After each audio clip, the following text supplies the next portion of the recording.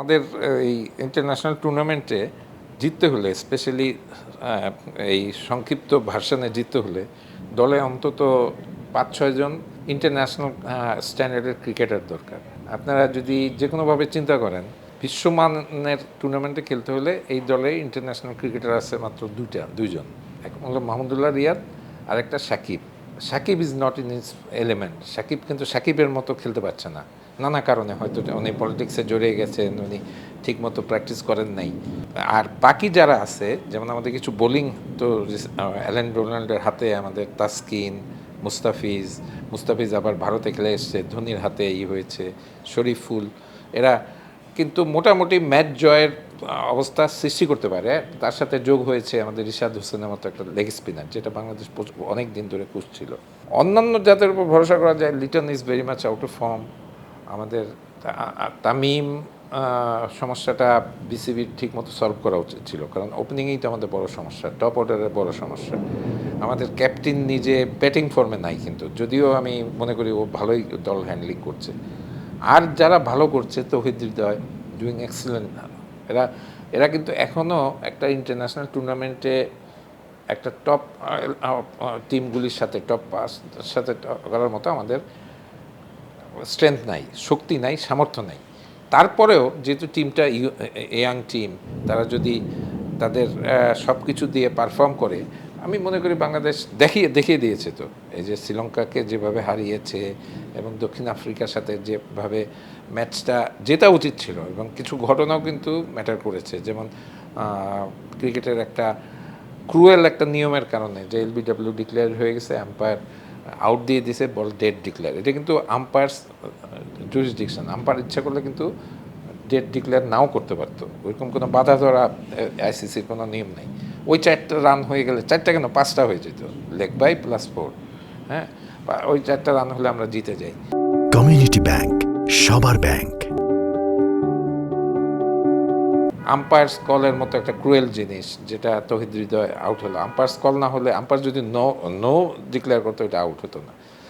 আর আরেকটা দুর্ভাগ্য যে মাহমুদুল্লাহ রিয়াদ, ওটা তো 6 হয়ে যেতে পারতো, ওটা তো ওই চান্সই নিয়েছে।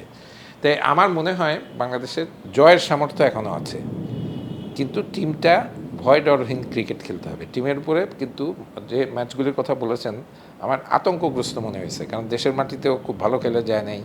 ওইখানে টিম সিলেকশন নিয়েও কিছু কথাবার্তা হয়েছে, যেমন মেহেদী মিরাজ টিমে থাকা উচিত ছিল, কারণ এই উইকেটগুলি তো লো টার্নিং উইকেট। সেখানে কিন্তু একটা অফ স্পিনার, মেহেদী মিরাজের মতো একটা কোয়ালিটি অফ স্পিনার থাকলে আমাদের অনেক অ্যাডভান্টেজ। দেখেন অন্যগুলি হইতেছে, স্পেশালি ওয়েস্ট ইন্ডিজের উইকেট তো টার্নিং উইকেট হবে।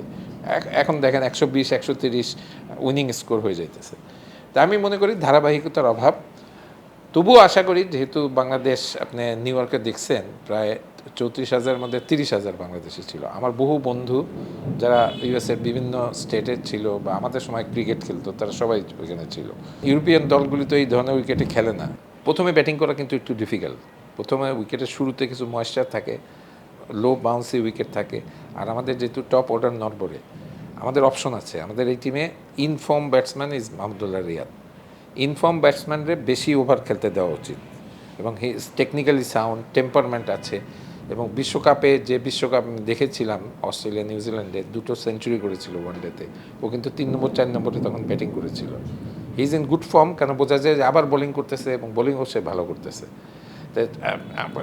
যেহেতু আমাদের লেটার অর্ডারে ভালো ব্যাটসম্যান আছে, এখন তো জাকির অনেকও ভালো ব্যাটিং করে মাঝে মাঝে, রিশাদ আছে। আমি যদি শান্তরে একটু পিছনের দিকে নিয়ে যাই, 3 নম্বরে যদি খেলে আমাদের মাহমুদুল্লাহ রিয়াদ খেলে, right hand left hand combination হবে। আর 4 নম্বরে খেলুক তৌহিদ হৃদয় খেলুক। 5 নম্বরে শান্তরে 5 নম্বরে খেলে ফ্রিডম দেওয়া উচিত, খেলতে দাও, প্রেশারে না থেকে let him play his game. তারপরে 6, 7, 8 নম্বরে সাকিবেরও কিন্তু কনফিডেন্স দরকার আছে। এইভাবে যদি একটা স্ট্র্যাটেজি নিয়ে স্মার্ট ক্রিকেট খেললে বাংলাদেশ খুব সহজ জয় পেয়ে যাবে। এবং সেকেন্ড রাউন্ডে কিন্তু যেহেতু most of the matches will be played in West ইন্ডিজের এই উইকেটগুলির নেচার সম্পর্কে আমার জানা আছে, বাংলাদেশকে কিন্তু স্যুট করবে। এবং আমাদের ইতিহাসও তো বলে, আমরা 2007-এ ওয়েস্ট ইন্ডিজে ওডিআইতে যেখানে যেখান থেকেই পঞ্চপাণ্ডবের শুরু হয়েছিল, আমরা কিন্তু ভারতের দুর্ধর্ষ টিমরা হারিয়ে দিয়েছিলাম, সাউথ আফ্রিকা হারিয়ে দিয়েছিলাম। শুভকামনা থাকবে, আমি তো খেলা সবগুলি দেখি, লাইভে কথাও হতে বলবো, কারণ আমাদের তো স্বপ্ন আছে, আমরা প্রথম যুগের ক্রিকেটার বা ক্রিকেট রাইটার, আমরা কিন্তু অনেক স্বপ্ন নিয়ে দেখি যে আমাদের প্রজন্মে একটা বাংলাদেশ টিম অন্ততপক্ষে সেমিফাইনালে যাক বা ফাইনালে যাক।